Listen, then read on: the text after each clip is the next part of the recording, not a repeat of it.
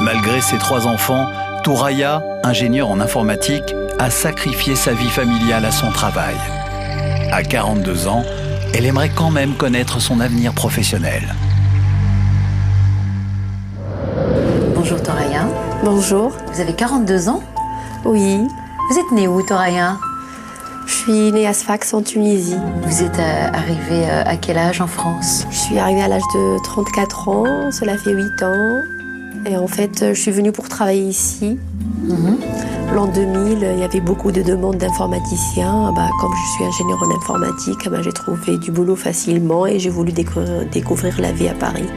Vous êtes venue en fait de là-bas avec votre mari et vos enfants? Je suis venue, oui, avec mon mari et mes enfants.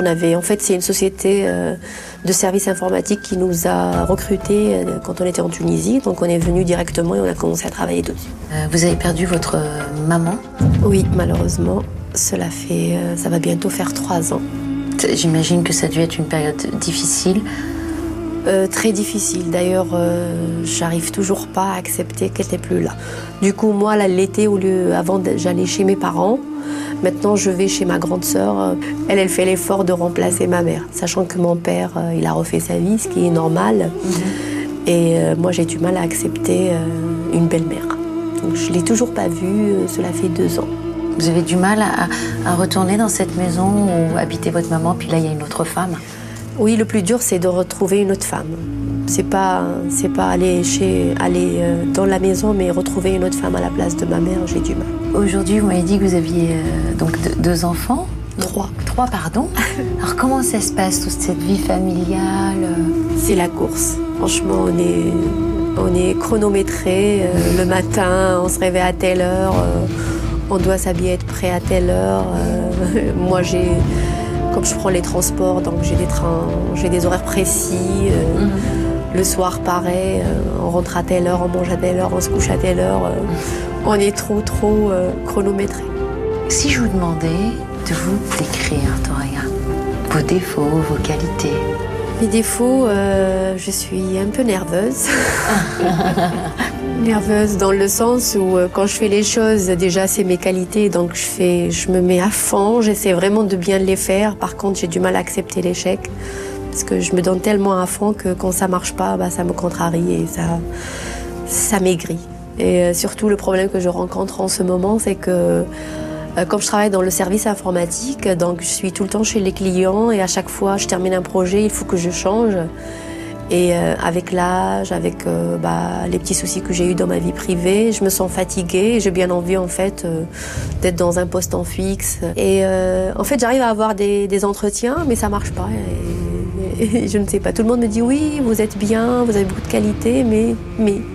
Alors le mais sans explication satisfaisante derrière, ça me contrarie un peu. Quelles questions souhaitez-vous poser aujourd'hui à notre médium? Qu'est-ce qui peut m'arriver dans un avenir très proche sur le plan professionnel? Touraya, j'espère que notre médium va répondre à toutes vos questions. Comme on le dit ici, l'avenir nous le dira. Je vous laisse y aller. Je vous dis à tout à l'heure. À tout à l'heure.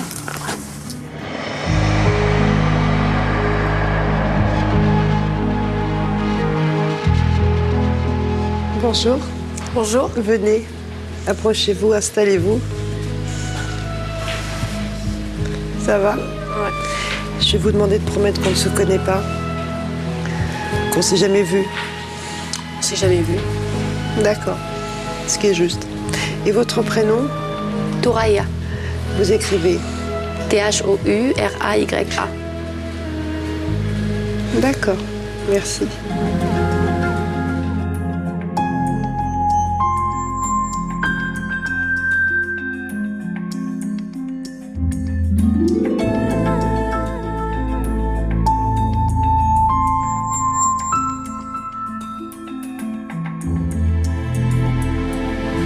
Amine, c'est qui ça, Amine? Amine? Amine. Amine, c'est mon fils. C'est votre fils? Il est curieux. Oui. Et l'autre? C'est Imen. C'est vrai que ça se ressemble, mais c'est ma fille. D'accord. Non mais voyez, hein, On pense aux deux quand même, hein. Et là, attendez, parce que là, on me dit, et le troisième maintenant. Donc je vous le dis parce qu'on me le donne, mais il faut que je comprenne. C'est un phénomène, celle-là. Hein. C'est la petite. Oui, mais attention, parce que c'est une comédienne. On dit une comédienne. Il faut laisser un petit peu de place pour l'autre fille. Elle manque, il y a un peu d'ombre. Elle a besoin un peu plus d'espace que cela. Plus d'écoute. D'accord ? D'accord. Elle vous ressemble d'ailleurs.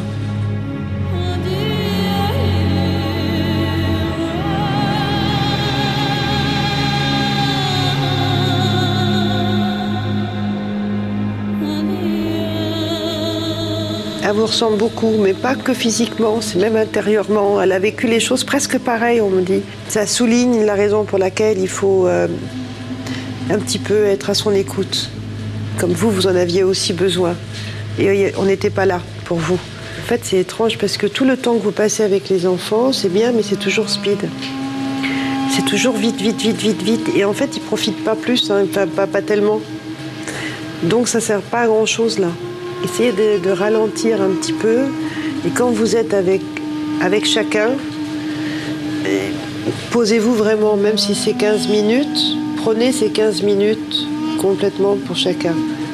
Ça sera beaucoup plus intéressant pour eux, en tout cas, que là, c'est vite tout le temps. Mais finalement, on n'a pas le temps et du coup, il n'y a rien.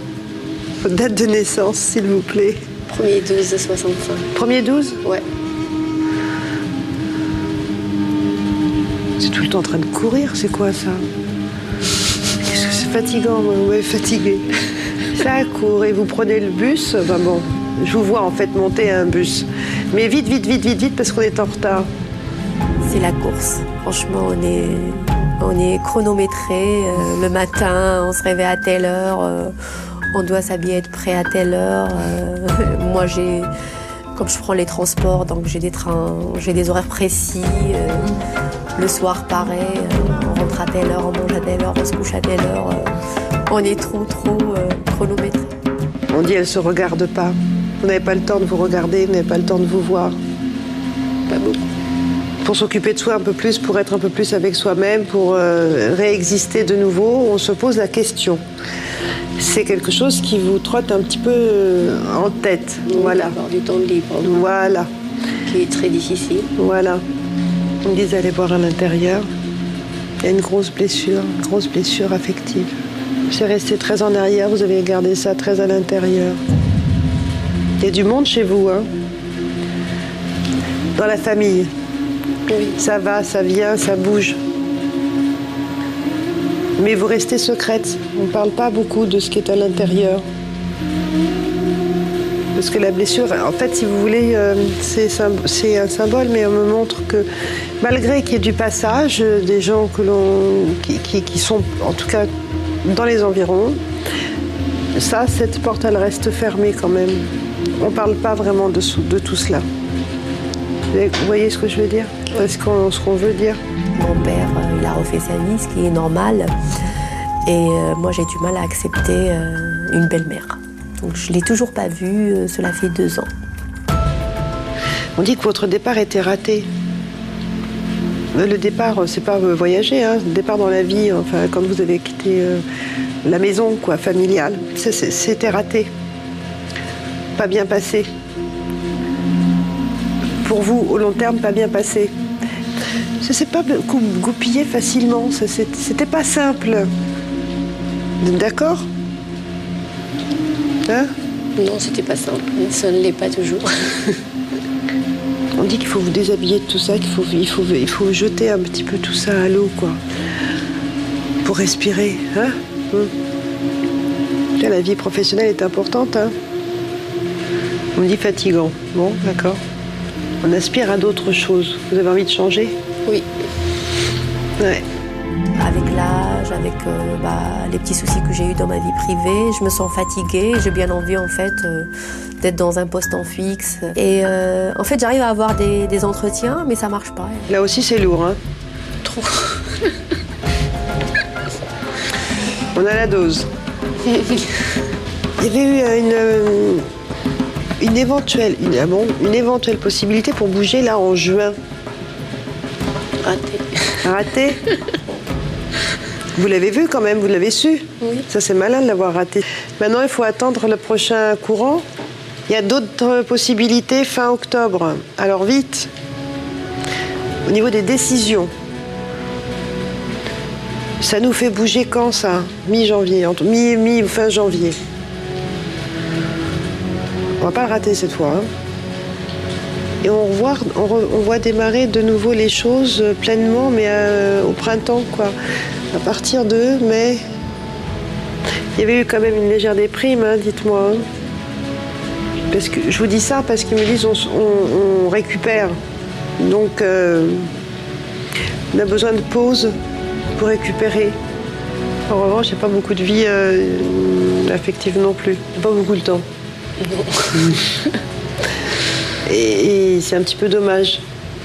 Il faut finir avec la solitude dans son coin. Je vous dis ce qu'on me donne. Je demande à ce qu'on me ramène sur le travail et il me dit non. Parce qu'elle pense toujours au travail. C'est pas ça le plus important. Même si vous pensez que c'est ça le plus important. Mais pas du tout. Le plus important, c'est votre vie à vous. Vous pouvez poser une question si vous voulez. Travail. Oui, parce que c'est ce que je recherche depuis un moment et c'est vrai que à chaque fois j'arrive presque au but et boum, ça marche pas. Donc non. Ça m'énerve, ça me contrarie. Je vous comprends. Mais même eux, ils veulent pas en parler. Je vois pourquoi ça marche pas, c'est ça. Parce qu'il faut vous taire. Excusez-moi. Ne parlez pas de vos projets. Ne dites rien à personne. C'est tout. Et on va vous rappeler. Chaque fois que vous parlez, ça s'éparpille et puis il n'y a plus rien. Vous n'avez pas remarqué? Si. Ben voilà, donc il faut se taire. Et y croire. Il y a toujours des doutes. Il faut y croire et ça va se mettre en place, vraiment. Voilà, ma belle. Et profitez de vos enfants. Comme il faut. Merci. Avec plaisir. Au revoir. Au revoir.